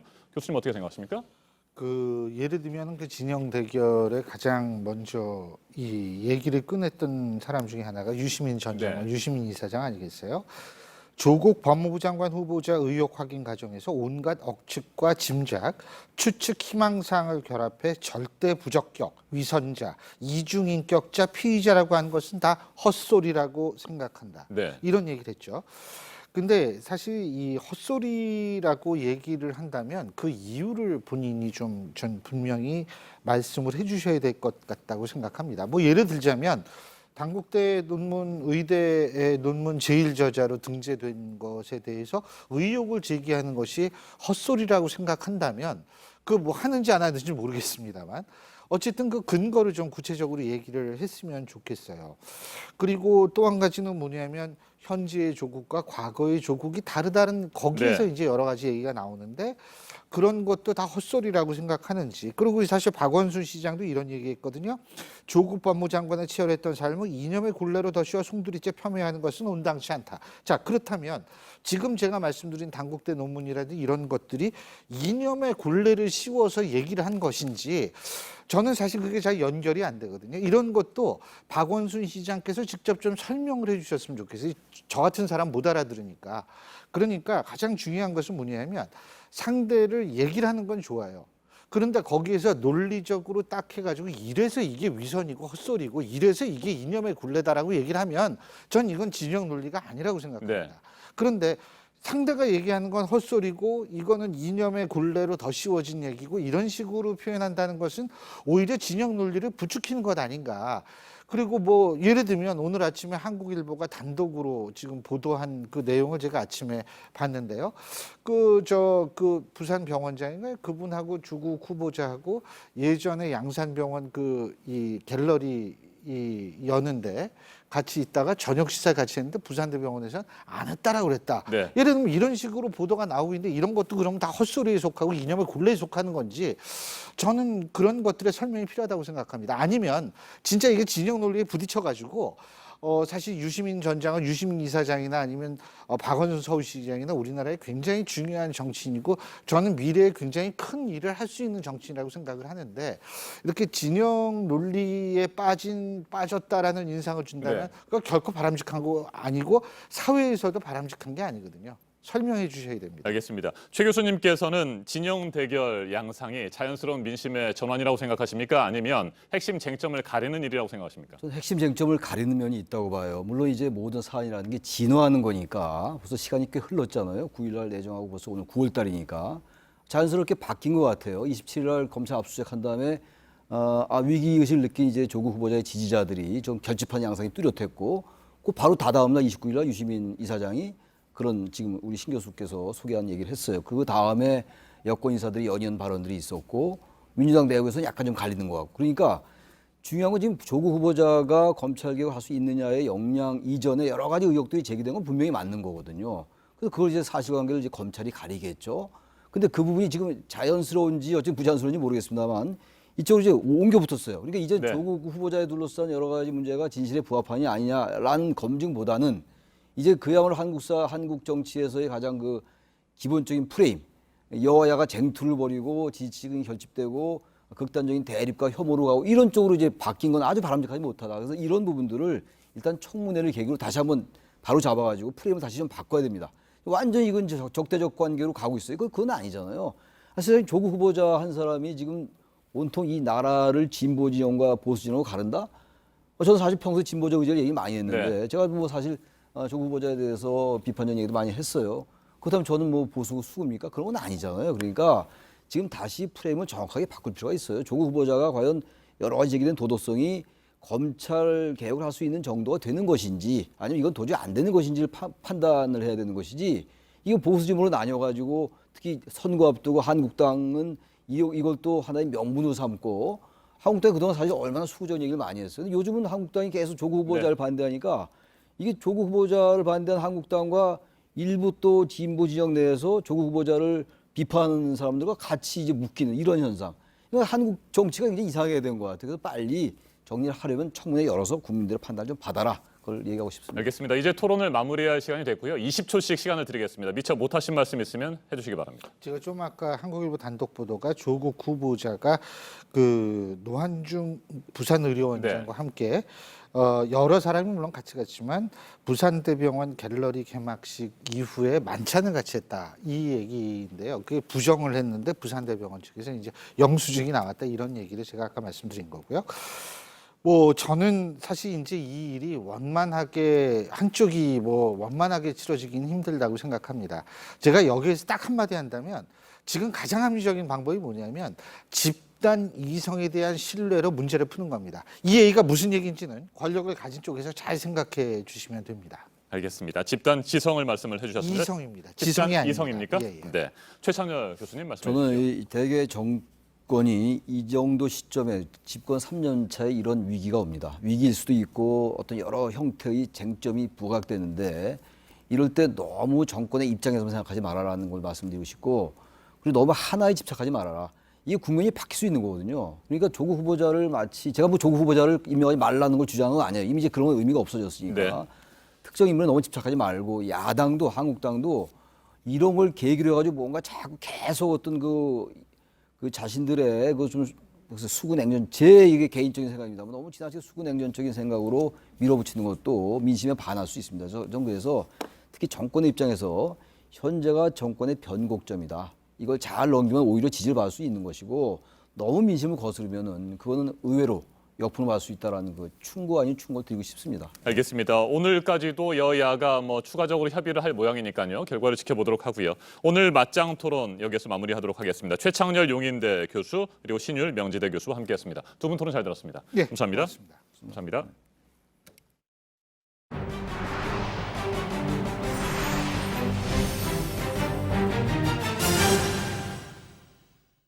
동남아 세 개 나라 순방 일정을 시작한 문재인 대통령. 오늘은 어제 도착한 태국에서 정상회담이 예정돼 있습니다. 11월에 부산에서 있을 한국과 아세안 특별 정상회의에 대해서 아세안 의장국인 태국의 협조를 요청할 것으로 보입니다. 이서준 기자입니다. 문재인 대통령은 현지 시간 어제 오후 5시쯤 태국 방콕에 도착했습니다. 한국 대통령의 태국 공식 방문은 7년 만입니다. 문 대통령은 현지 시간 오늘 오전 10시 프라윳 짠오차 태국 총리와의 정상회담을 시작으로 순방 일정을 본격 시작합니다. 11월 부산에서 열리는 한 아세안 특별 정상회의에 성공적인 개최를 위해 태국의 협조를 요청할 예정입니다. 태국은 이번에 아세안 의장국을 맡고 있습니다. 한국전 참전 용사도 만나 특별 메달 등도 전달할 예정입니다. 현지 시간 오늘 오후 4시 한국 중소기업 통합 브랜드인 브랜드K 출시 행사에도 참석할 예정입니다. 이번 태국, 미얀마, 라오스 순방으로 문 대통령은 임기 내에 아세안 10개국을 모두 방문하게 됩니다. 청와대는 이번 순방과 오는 11월 한아세안 특별 정상회의를 통해 신남방 정책을 더욱 견고히 하겠다는 방침입니다. 태국 방콕에서 JTBC 이서준입니다. 우리에 대한 일본의 수출 규제에 대응하는 우리 정부의 조치 가운데 우리도 일본을 수출 우대국에서 제외하는 것을 두고 20일간 의견을 모으는 절차가 이제 내일이면 끝납니다. 이후 법제처 심사 등을 거쳐서 이달 안에 시행을 한다는 계획입니다. 일본과의 협의의 문은 물론 계속해서 열어두고 있습니다. 성화선 기자입니다. 국민참여입법센터 홈페이지입니다. 일본을 화이트리스트, 수출 우대국에서 제외하는 데 대한 의견을 받고 있습니다. 조회수가 2,000건을 훌쩍 넘었는데 비슷한 시기에 올라온 다른 행정예고의 2~3배입니다. 아직 집계가 다 안 됐지만 일본을 제외해야 한다는 의견이 많은 것으로 전해졌습니다. 이렇게 홈페이지와 이메일, 팩스 등으로 20일 동안 의견을 모읍니다. 이달 안에 법제처 심사 등을 거쳐 바뀐 고시를 적용하게 됩니다. 우리나라는 현재 전략물자 수출국을 가와 나 두 단계로 구분합니다. 가 지역에는 일본 등 29개 나라가 있습니다. 이걸 둘로 쪼개서 일본만 가의 이 지역에 넣게 됩니다. 신청 서류와 심사 기간이 모두 늘어나서 수출이 까다로워질 수 있습니다. 일본이 한국을 수출 우대국인 A그룹에서 B그룹으로 낮춘 것과 비슷합니다. 앞서 정부는 개정안을 발표하면서 일본이 협의를 요청하면 언제 어디서든 응할 준비가 돼 있다고 밝혔습니다. 하지만 고시 개정이 코앞에 다가온 지금도 일본은 공식 협의에 응하지 않고 있습니다. JTBC 성화선입니다. 9달 연속 마이너스를 기록하고 있는 수출 실적에 아직은 일본의 영향이 그렇게 크지 않다고 정부는 설명하고 있습니다. 하지만 그 뒤 상황은 그러니까 기업들이 재고를 쌓아둔 3개월이 지난 이후부터는 우려를 해야 할 상황입니다. 이어서 이현 기자입니다. 지난달 우리나라 수출액은 442억 달러입니다. 1년 만에 13.6% 줄어들었는데 9달째 마이너스 기록입니다. 반도체와 석유화학 주요 제품 수출이 특히 많이 줄었습니다. 수출량은 늘었지만 디램 가격이 1년 만에 반값도 안 되게 떨어졌고 기름값이 떨어지면서 석유화학 제품의 수출 가격도 내려간 탓입니다. 산업통상자원부는 미중 갈등과 일본의 수출 규제 때문에 불확실성이 커지면서 수출이 줄어든 부분도 있다고 했습니다. 하지만 산업부는 일본 수출 규제가 우리 수출에 미치는 영향은 현재까진 제한적이라고 봤습니다. 아직까지 수출 규제 때문에 실제 반도체를 생산하는 데 차질을 빚은 경우는 없기 때문이란 겁니다. 하지만 일본이 지난 7월 4일부터 수출 규제에 들어간 만큼 장기적인 영향은 아직 나타나지 않은 상황입니다. 국내 업체들은 보통 3개월 정도 재고를 쌓아둡니다. 수출 규제가 계속된다면 4분기에는 생산에 타격을 받을 수 있습니다. 한편 지난달 일본 수입량도 1년 전보다 8.2% 줄었습니다. 반도체 제조용 장비를 비롯해 일본산 소재 부품 장비 수입이 줄어들어섭니다. JTBC 이현입니다. 오늘의 핵심 뉴스들을 정리해드리는 아침엔 주요 뉴스입니다. 조국 법무부 장관 후보자에 대한 국회 인사청문회가 사실상 무산됐습니다. 여야는 당초 오늘과 내일 이틀 동안 개최할 예정이던 청문회를 앞두고 조 후보자 가족의 증인 채택 문제에 대해 논쟁을 벌였지만 끝내 접점을 찾지 못했습니다. 오늘 오전이라도 극적인 합의가 이루어진다면 곧바로 청문회를 시작할 수 있는데 그 가능성은 매우 낮습니다. 더불어민주당은 이른바 국민청문회를 다시 검토하고 있고 자유한국당은 강하게 반발하고 있습니다. 문재인 대통령이 대학 입시제도 전반을 재검토하라며 조 후보자 논란과 관련해 처음으로 언급을 하면서 여야의 엇갈린 반응이 나왔습니다. 민주당과 정의당, 민주평화당은 교육개혁의 기회가 돼야 한다며 환영을 했고 자유한국당과 바른미래당은 조 후보자를 비호하기 위한 물타기라고 비난했습니다. 미국과 중국이 당초 예고한 대로 현지 시간 9월 1일부터 상대 국가 농축산물과 제품 등에 대한 추가 관세 부과에 들어갔습니다. 도널드 트럼프 미국 대통령은 중국과의 9월 협상 계획은 변함이 없지만 중국에 더 이상은 빼앗기지 않겠다고 밝혔습니다. 중국은 콩과 돼지고기, 쇠고기 등 트럼프 대통령의 지지층을 타격할 수 있는 미국산 수입품에 대한 추가 관세 부과를 시작했습니다. 일본의 한 국회의원이 전쟁으로 독도를 되찾을 수밖에 없다는 망언을 하면서 일본 내에서도 비판이 나오고 있습니다. 이 의원은 이전에도 러시아와 영토 분쟁 중인 곳에서 전쟁을 언급해서 제명을 당한 바 있는데 이번에는 어떤 조치가 내려질지 관심입니다. 사우디아라비아 군이 현지 시간 1일 예멘 반군이 통제하고 있는 다마르시를 폭격했습니다. 국제적십자위원회는 100명 이상이 숨진 것으로 추정하고 있습니다. 반군은 수용시설로 쓰고 있는 대학교가 공습을 당했고 사상자 대부분이 수감자라며 전쟁 범죄라고 비난했습니다. 주말에 미국 텍사스주 고속도로와 쇼핑센터 등에서 발생한 총격 사건으로 사망자가 7명, 부상자는 22명으로 늘었습니다. 트럼프 대통령은 총기 규제를 위해 여야 의원들과 논의를 하고 있다고 말했습니다. 중국의 왕이 외교부장이 오늘부터 수요일까지 사흘 동안 북한을 방문합니다. 이 기간에 이영호 외무상과 회담할 예정입니다. 이 외무상의 유엔 총회 불참으로 북미 고위급 회담이 어려워진 가운데 북중 고위급 회담에서 어떤 이야기가 오갈지 관심이 모아지고 있습니다. 주요 대기업들이 대졸 신입사원 공채 일정을 이번 주부터 시작합니다. SK그룹, 포스코, KT는 오늘부터 서류 접수를 합니다. 수시 채용이 늘어나고 공채 규모는 줄고 있어서 더 치열한 경쟁이 예상되고 있습니다.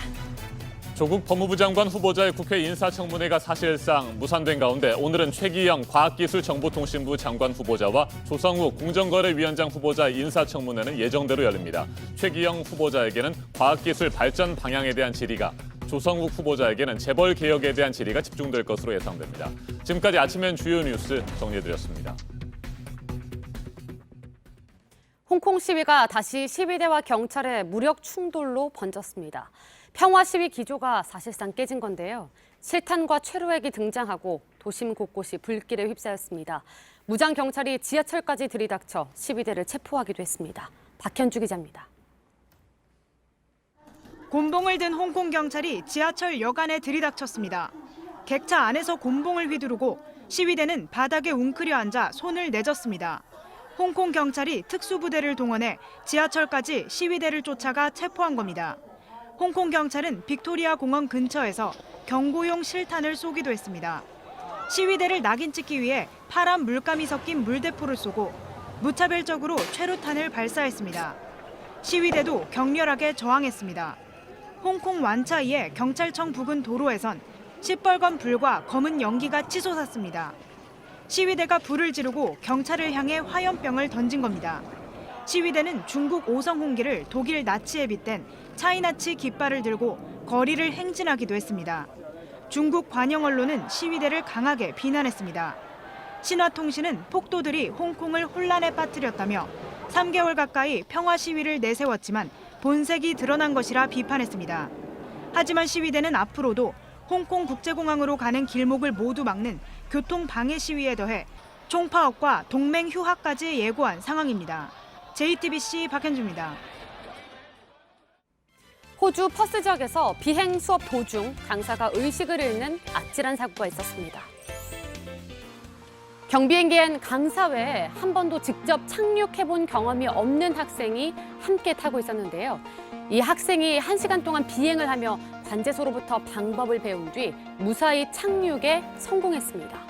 관계자는 비행 교육을 2-3번 받은 게 전부인 학생이 위기 상황에서 착륙까지 해냈다며 놀랍다는 반응입니다.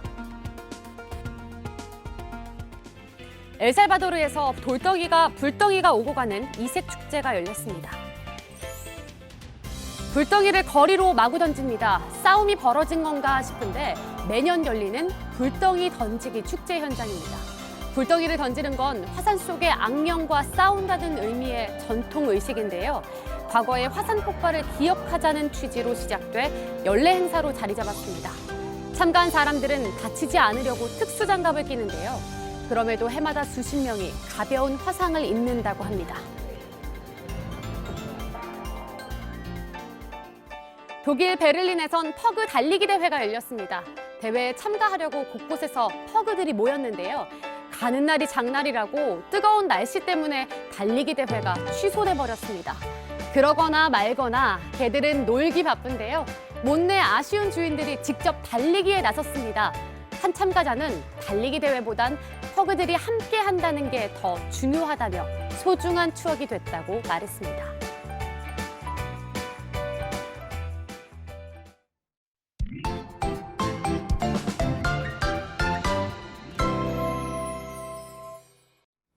오늘 아침 남부지방과 제주 곳곳에 비가 쏟아지고 있습니다. 자세한 비 상황과 기상정보 살펴보겠습니다. 김연아 캐스터, 현재 비가 어느 정도나 내리고 있습니까?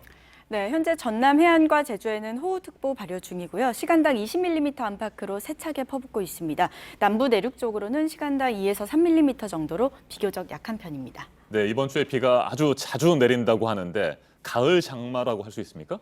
네, 맞습니다. 현재 정체전선의 영향으로 비가 오고 있는데요. 흔히 말하는 가을 장마 기간입니다. 이번 주 계속해서 이렇게 정체전선의 영향을 받으면서 비가 이어지겠습니다. 곳곳 강한 바람과 함께 천둥 번개를 동반하는 곳도 있겠습니다. 오늘 비는 남부와 제주에 집중되겠고요. 내일은 서울을 제외한 전국 대부분 지역에, 이후 수요일과 목요일 전국에 비 소식이 있습니다. 금요일 오전 중부지방을 끝으로 잠시 개겠는데요. 이후에도 기압골의 영향을 받으면서 다시 전국에 비구름이 지나겠습니다. 네, 일단 오늘 내리는 비는 얼마나 많이 내릴까요? 네, 예보는 일단 내일까지 나와 있습니다. 남쪽으로 갈수록 강수량이 많은데요. 전남과 경남, 제주에 최대 80, 그중 지형적인 영향을 받는 남해안은 최대 120mm를 넘는 곳도 있겠습니다. 그 밖에 전북과 경북 지역에도 최대 60mm로 지역에 따라서 다소 많겠습니다. 이렇게 남부지방의 경우 거의 모든 지역에서 비 피해 대비 잘해주셔야겠습니다. 네, 비가 이렇게 자주 내리게 되면 기온도 많이 떨어질 것 같은데 어떻습니까? 네, 맞습니다. 오늘 중부와 남부의 기온차가 뚜렷합니다. 비가 오지 않는 지역과 비가 오는 지역의 차이라고 보시면 될 것 같은데요. 오늘 낮 동안 서울이 30도, 춘천 29도, 대전과 청주가 27도로 예상되고요. 반면 남부지방은 전주와 광주가 25도, 대구가 24도로 선선하겠습니다. 네, 비가 내리지 않는 서울은 오늘 낮 최고 기온이 30도로 오랜만에 30도를 넘어서는군요. 네, 다소 더울 것으로 예상됩니다. 네, 기상정보 잘 들었습니다. 김연아 캐스터 수고했습니다.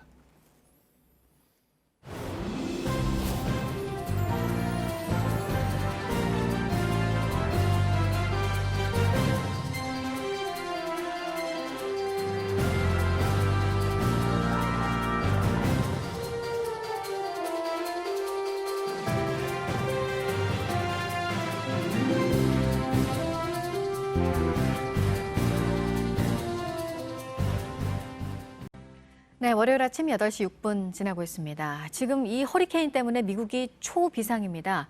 세력이 5등급으로 커져서 파괴적인 허리케인으로 불리고 있습니다. 이름이 도리안인데요. 카리브해 국가인 바하마를 강타한 상태입니다. 보도국 다시 한번 연결하겠습니다. 미국 본토에 상륙할 가능성은 그렇게 높지는 않다고 하는데 스쳐만 지나가도 지금 큰 피해가 우려되는 상황이라고요. 네, 이 허리케인은 1에서 5등급으로 나뉘는데 숫자가 높을수록 위력이 강합니다. 카테고리 3등급부터는 메이저급 허리케인에 속합니다. 이번에 바하마를 강타한 이 도리안의 최고 풍속은 시속 295km로 5등급에 달합니다. 선로를 달리는 KTX 최고 속도로 바람이 불고 있다고 보면 됩니다.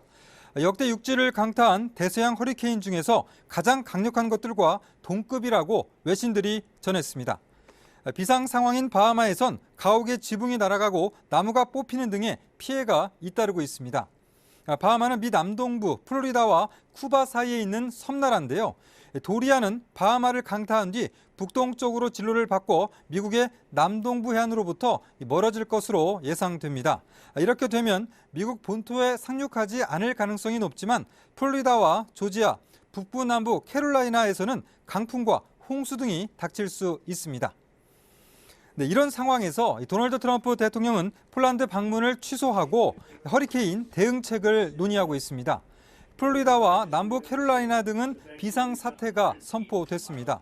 트럼프 대통령은 이번 허리케인이 우리가 봐온 역대 가장 강력한 태풍 중 하나라고 이렇게 우려를 나타냈습니다. 가장 중요한 과제는 무관 생명을 보호하는 일이라고도 강조했습니다.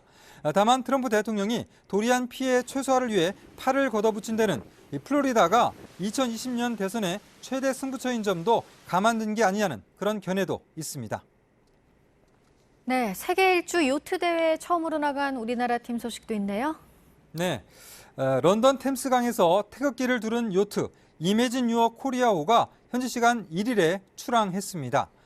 클리퍼 세계 일주 요트 대회는 프로가 아닌 아마추어들이 참여하는 대회로서는 전 세계에서 가장 명성이 높은 대회인데요. 이매진 유어 코리아호에는 한국 등 15개 나라 국적의 선수들 20명이 참여해서 11개월간 전 세계 7만 5천 킬로미터를 항해하게 됩니다.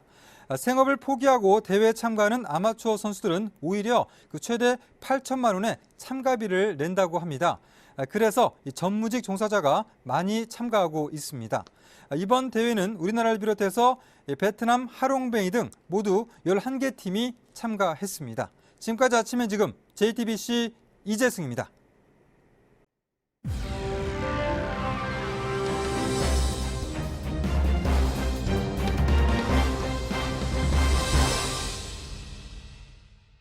미국과 중국이 서로 상대 나라에 대해서 추가로 관세를 매겼습니다.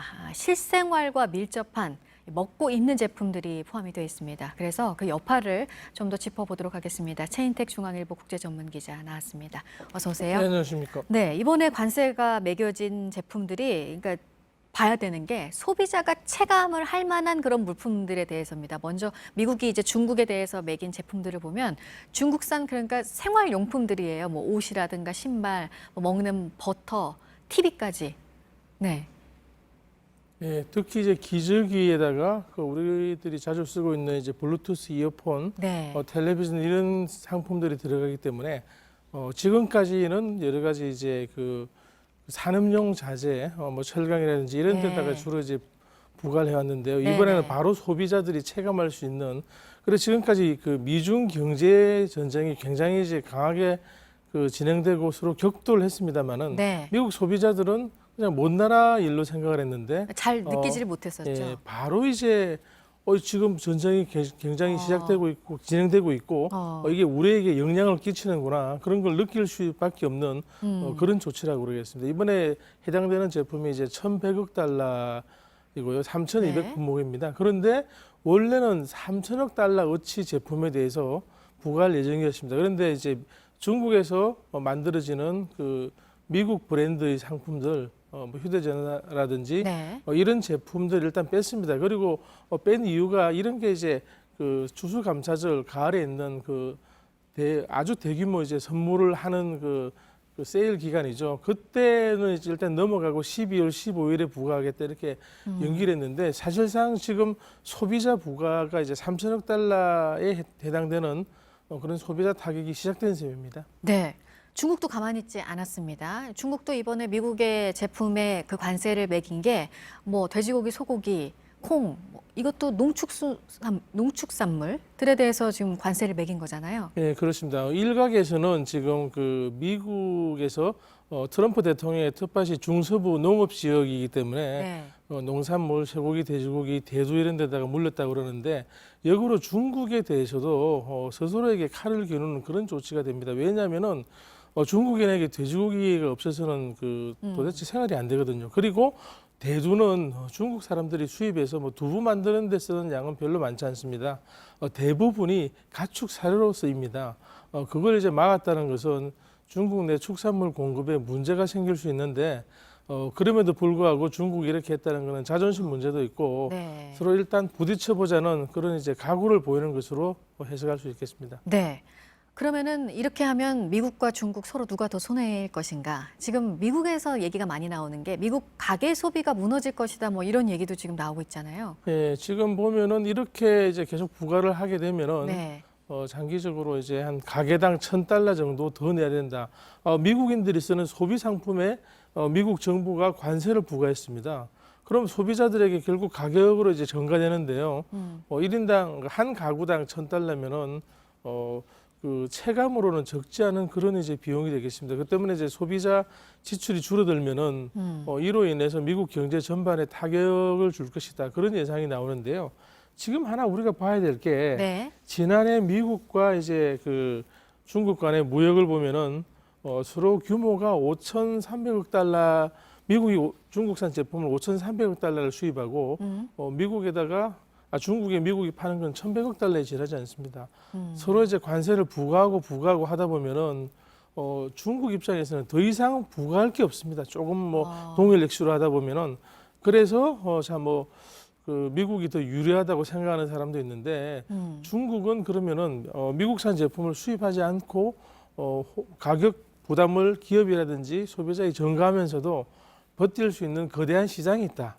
13억 인구의 우리가 미국을 오히려 누를 가능성이 크다. 또 그런 이제 아전인수격의 해석을 서로 하고 있기 때문에 어디까지 갈지는 알 수가 없습니다. 네. 지금 뭐 미국과 중국의 어디가 더 손해다 이렇게 따지고 있는 상황에서 이거 지금 소비자들의 실생활과 밀접한 제품이다라고 지금 계속 강조를 해주셨는데 그럼 지금 우리나라 수출에도 엄청 영향이 지금 있잖아요. 9달 연속 수출 실적이 마이너스라고 그러는데 이렇게 소비재에 관세가 매겨지면 우리는 더 큰 영향을 받게 되는 건가요? 어떻습니까? 우리는 좀 중국에 대해서는 반도체라든지 아니면 이제 발광 패드라든지 이런 그 중간 소재 부품을 많이 수출하고 있고요. 중국은 이걸 가공해서 미국에 수출하는 그런 형식이기 때문에 네. 결국 중국이 미국에 수출하는 소비자 제품이 한국의 소재 부품으로 이제 만든 게 상당수라는 거죠. 그렇기 때문에 간접적으로 우리가 영향을 받을 수밖에 없는 상황입니다. 네. 그러면 미국과 중국 사이에 지금 또 글로벌 시장은 또 한 번 요동칠 텐데 이번 달에 이제 무역 협상을 재개할 것이다라고 얘기는 했는데 그리고 여지도 다 양쪽에서 남겨두고 있고 재개가 될 것으로 보십니까? 지난 올해도 재개를 한다고 해서 상하이에서 회담을 했다가 네. 그냥 끝났죠. 서로 이제 아무도 양보하지 않았기 때문에 그냥 회의를 위한 회의밖에는 하지 않았다. 그렇기 때문에 바로 그때 트럼프 대통령이 굉장히 이제 트위터를 많이 날리고 바로 이제 또 보복 조치에 들어갔습니다.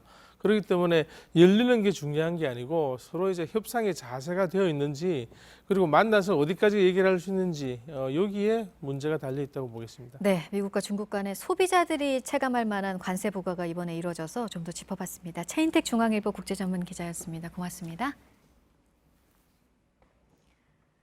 네, 이제 다음 주 추석을 맞아서 벌초하러 많이들 가실 텐데요. 벌떼 피해를 입는 사고도 많이 납니다. 보통 화려한 색 옷에 벌들이 많이 달려들어서 그런 옷을 입지 말라고 얘기를 하는데 실험 결과는 좀 달랐습니다. 최하은 기자가 전해드리겠습니다. 옷 색깔에 따라 과연 말벌이 공격하는 정도가 달라지는지 국립공원공단에서 실험을 해봤습니다. 밝은 색상의 모자와 검은색 모자를 착용했을 때를 비교했더니 검은색일 때 오히려 벌이 더 많이 달려들었습니다. 밝은색 옷을 입고 검은 옷은 피하는 편이 더 낫다는 결론입니다. 벌집을 건드렸다면 뒷머리를 감싸고 최대한 빨리 뛰는 것이 좋습니다. 서둘러서 벌집에서 반경 15m 밖으로 벗어나면 벌들은 더 쫓아오지 않고 대부분 돌아갔습니다. 우리나라 산에서 볼 수 있는 대표적인 독사들입니다. 물리면 입으로 독부터 빨아내야 한다는 속설대로 하면 2차 감염될 위험이 큽니다. 물린 곳을 손수건 등으로 꽉 묶어 독이 퍼지는 것을 막고 서둘러 병원으로 가야 합니다. 속설이 맞는 경우도 있습니다. 짧은 옷과 향이 진한 화장품 사용은 뱀 물림이나 벌 쏘임으로 이어져 심할 경우 생명이 위태로울 수 있어 각별한 주의가 필요합니다. 모양은 비슷해도 색이 화려하거나 세로로 잘 찢어지지 않으면 독버섯입니다. 무엇보다 국립공원에서 허가 없이 버섯이나 나무를 캐는 건 불법입니다. JTBC 최하은입니다. 이용호 북한 외무상이 이달 말 뉴욕에서 열리는 유엔 총회에 불참할 것으로 보입니다. 앞서 마이크 폼페이오 미 국무장관은 북한의 불량 행동을 좌시할 수 없다고 말했고 이에 대해서 최선희 북한 외무성 제1부상은 반드시 후회할 실언이라며 폼페이오 장관을 거칠게 비판했습니다.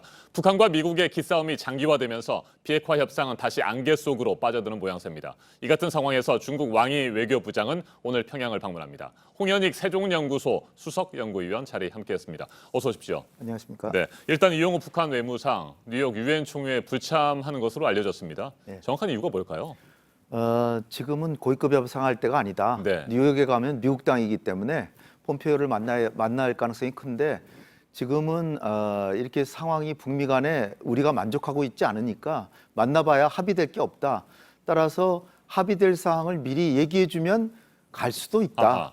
그러니까 하루 전에도 이 연설자를 바꿀 수도 있답니다. 그러니까 지금 입장에서는 못 가는데 한 보름 정도 두고 봐서 갈 수도 있다. 따라서 일단은 지금 협상할 때가 아니라는 입장을 표명하기 위해서 9월 30일 날 연설하게 돼 있는 리용호가 안 가겠다라고 지금 하고 있는 것입니다. 네, 당초 28일쯤으로 연설이 예상돼 있었다라는 얘기도 있고요. 한 이틀 정도 늦춘 거 보면 마지막까지 미국의 뭐 입장 변화를 보겠다 뭐 이런 취지인 것 같습니다. 네, 시간이 갈수록 북한은 트럼프가 초조해질 것이다. 네. 지금 미국 국내 그 여론 동향도 트럼프한테 유리하지가 않다고 합니다. 따라서 트럼프가 뭔가 외교적으로 보여주려면 북미 간에 완전히 만족스럽지는 않더라도 합의를 해야 되고 그러려면은 북한이 이제 배수진을 치고 딱 기다리면 미국이 뭔가 타협의 카드를 내놓을 것이다. 이를테면 조금만 비핵화하면 제재를 상당히 완화해 주겠다. 이런 언지를 주면 실무회담 거쳐서 고위급 회담 하겠다. 이런 태도라고 볼 수 있습니다. 일단 공식적인 고위급 협상은 하지 않겠다라는 뜻을 밝힌 것으로 보입니다만 네. 앞으로도 물밑 접촉은 계속할 가능성이 있겠죠. 뉴욕 채널을 통해서 계속하고 있고요. 그리고 뭐 비건 대표는 뭐 여러 가지 설이 있습니다. 러시아 대사는 안 가는 것 같고 네. 또 뭐 차관복 기용설도 있고 한데 제가 볼 때는 지금 기싸움 국면이라서 자칫 준비 안 돼서 실무회담을 하면 오히려 결실을 못 봐서 소강 상태로 가는데 기싸움을 해서 어느 정도 합의를 해야 되겠다는 마음가짐을 가지고 만나야 네. 결실이 나온다. 그런 측면에서 보면 지금 조금 좀 더디지만 이렇게 기싸움하는 것이 굳이 나쁜 것만은 아니다 이렇게 봅니다. 네, 최선희 북한 외무성 제1부상 폼페이오 장관을 비판하면서 모든 조치들을 재검토할 수도 있다. 뭐 이런 식으로 엄포를 놓지 않았습니까? 이와 관련해서 북한이 뭐 다시 핵실험을 하거나 중장거리 미사일을 쏠 가능성도 있는 것 아니냐 이런 뭐 우려들도 나오는데 어떻게 보십니까? 가능성은 있지만 아직 먼 가능성이고요. 네. 지금으로서는 이제 압박하는 데 의도가 있고 일단 자력갱생 체제를 갖추면서 제재를 견디면서 김정은이 연말까지 시간을 줬기 때문에 연말이 지금 몇 달 안 남았다. 빨리 태도를 바꿔라. 이런 의도지 굳이 뭐 핵실험하겠다, 장거리 미사일 하겠다. 이거는 북한한테도 부담이 너무 크다고 봅니다. 네, 미국은 북한이 답을 주는 대로 협상을 할 수 있다. 뭐 이런 식의 신호를 계속 보내고 있습니다. 네, 뭐 미국은 지금 태도가 북한을 잘 관리하고 있다는 것만 보여주면 되니까 아하. 일단 만나고 실무회담 만나고 고위급 만나고 김정은 만나서 등 두들겨 주면서 내가 당신을 신뢰하니까 좀 잘 지내자 이렇게 하고 실제로 핵협상 합의가 안 나오더라도 그런 모습만 보여주려고 하기 때문에 우리는 준비돼 있다 이러는 거고 북한은 자칫 만나서 자기가 관리당하고 있고 그런데 제재는 계속되고 네. 어렵잖아요. 따라서 제재를 풀기 위해선 지금은 제재 얘기는 안 하고 있지만 속내는 역시 제재다. 그래서 제재를 1단계 비핵화에서 제재 완화를 얻어낸다 그러면 나갈 것이고 그것조차 안 해준다 그러면 안 나갈 것이고 이렇게 보시면 될 것 같습니다. 네, 그렇다면 물밑 접촉과 고위급 협상을 거쳐서 올해 안에 트럼프 대통령과 김정은 국무위원장이 다시 만날 가능성도 있다고 보십니까? 만날 가능성 아직도 열려 있다. 이를테면 지금은 9월 말에 리용호가 안 갈 거로 돼 있지만 실무회담에서 9월 말에 극적으로 가고 그러면 10월이나 11월에 정상회담도 될 수 있고 그러나 우리가 만족스러운 그 완전한 비핵화를 향한 아주 자세한 일정표가 나오는 그런 합의는 아닐 것이다.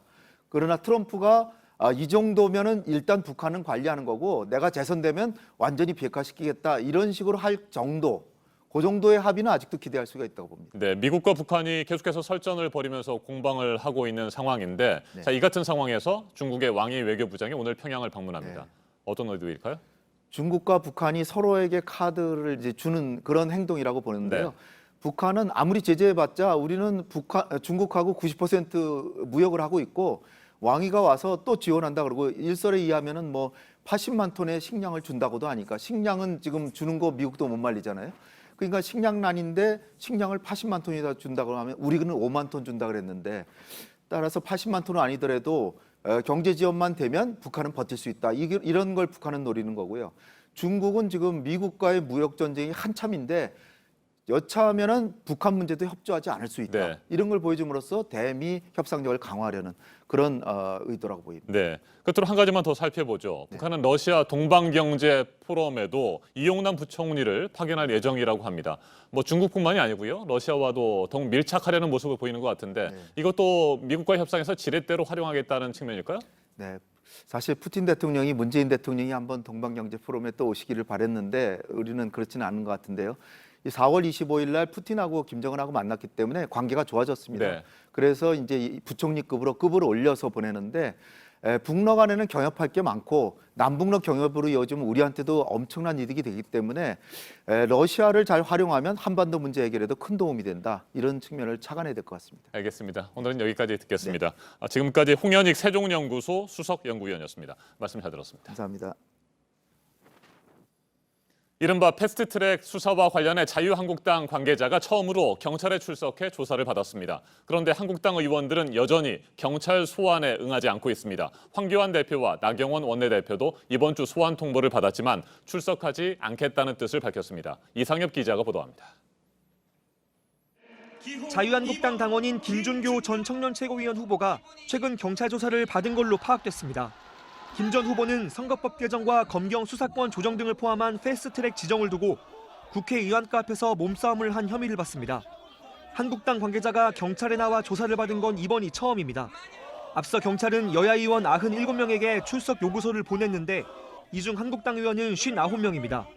한국당 관계자가 처음 조사를 받았지만 정작 의원들은 여전히 경찰 소환에 응하지 않고 있습니다. 경찰은 한국당 의원들의 소환 방법을 고민하고 있습니다. 체포영장을 발부받아 강제 수사해야 한다는 얘기도 나오지만 국회의원의 불체포 특권 때문에 쉽지는 않은 상황입니다. 경찰은 상황에 맞게 절차에 따라 수사하겠다는 방침입니다. JTBC 이상엽입니다. 프로축구 전북현대가 어제 FC서울을 꺾고 K리그 17경기 무패 행진을 이어가며 선두를 탈환했습니다. 최전방 공격수 호사의 강한 헤딩골로 포문을 연 전북은 뒤은 로페즈의 오른발 슛에 힘입어 2대0으로 경기를 마무리했습니다. 전북은 이날 경기로 승점 60점을 쌓아 인천 유나이티드와 3대3으로 비긴 울산 현대를 제치고 다시 선두에 올랐습니다. 벤투호의 공격수 이재성이 9월 A매치에 나서는 축구대표팀 소집을 하루 앞두고 시즌 4호 골을 터뜨렸습니다. 홀슈타인 킬 소속인 이재성은 한국 시간 1일 분데스리가 2부 리그 5라운드에 선발 출전해 에르츠게 비르게 아우에를 상대로 후반 28분 동점골을 터뜨리며 무승부를 따냈습니다. 킬은 이재성의 득점으로 2연패 위기를 넘겼습니다. 한국 유도 대표팀이 세계선수권대회 남녀 단체전에서 7위에 머무르며 2회전 탈락의 수모를 겪었습니다. 대표팀은 1회전에서 만난 네덜란드에 4대3으로 승리했지만 2회전에서 일본에 0대4로 완패했습니다. 대표팀은 이번 대회 개인전에서 은메달 1개, 동메달 1개로 종합 12위에 그친 데 이어 단체전에서도 메달 획득에 실패했습니다.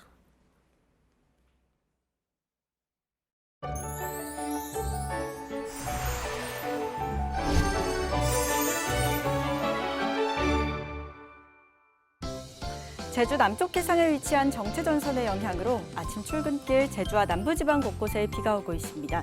제주는 오전 중 그치겠지만 남부지방은 밤까지 길게 이어지겠습니다. 이렇게 가을 장마가 이번 주 계속됩니다. 내일 서울을 제외한 대부분 지역으로 확대되겠고요. 수요일과 목요일 전국에 쏟아지겠습니다. 금요일 오전 중부지방을 끝으로 잠시 개겠지만 이후에도 기압골의 영향을 받으면서 전국에 다시 비 소식이 있습니다. 일단 내일까지 비의 양은 남해안에 120mm 이상 쏟아지겠고요. 전남과 경남, 제주에 최대 80, 전북과 경북에도 최대 60mm로 다소 많겠습니다. 오늘 낮 기온은 서울이 30도, 광주 25도, 대구 24도로 비가 오는 남부지방은 선선하겠습니다. 북한은 대부분 30도 가까이 오르겠습니다. 수요일 전국에 비가 쏟아지면서 서울의 낮 기온 25도까지 떨어지겠습니다. 기상정보였습니다. 아침인 뉴스워치, 오늘 하루 관심을 가지고 지켜봐야 할, 기억해야 할 뉴스 끝으로 정리해드립니다.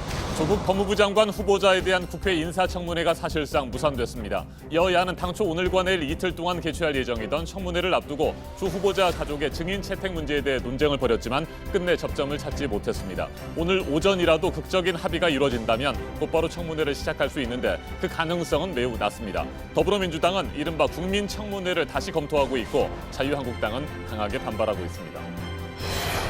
대학 입시제도 전반을 다시 들여다보라며 문재인 대통령이 조국 후보자 논란과 관련해 첫 메시지를 낸 데 대해 여당은 교육개혁의 기회가 돼야 한다며 환영했습니다. 자유한국당과 바른미래당은 조 후보자를 비호하기 위한 물타기라고 비판했습니다. 미국과 중국이 당초 예고한 대로 현지 시간 9월 1일부터 상대 국가 농축산물과 제품 등에 대한 추가 관세 부과에 들어갔습니다. 도널드 트럼프 미국 대통령은 중국과의 9월 협상 계획은 변함이 없지만 중국에 더 이상은 빼앗기지 않겠다고 밝혔습니다. 중국은 콩과 돼지고기, 쇠고기 등 트럼프 대통령의 지지층을 타격할 수 있는 미국산 수입품에 대한 추가 관세 부과를 시작했습니다. 최기영 과학기술정보통신부 장관 후보자와 조성우 공정거래위원장 후보자를 대상으로 한 국회 인사청문회가 오늘 예정대로 열립니다. 최 후보자에게는 일본 경제조치 대응 과제에 대해, 조 후보자에 대해서는 재벌 개혁 의지에 대해 질의가 집중될 것으로 보입니다. 오늘 전해드릴 소식은 여기까지입니다. 이상으로 JTBC 뉴스 아침엔 월요일 순서 모두 마치겠습니다. 건강한 하루 보내시기 바랍니다. 고맙습니다.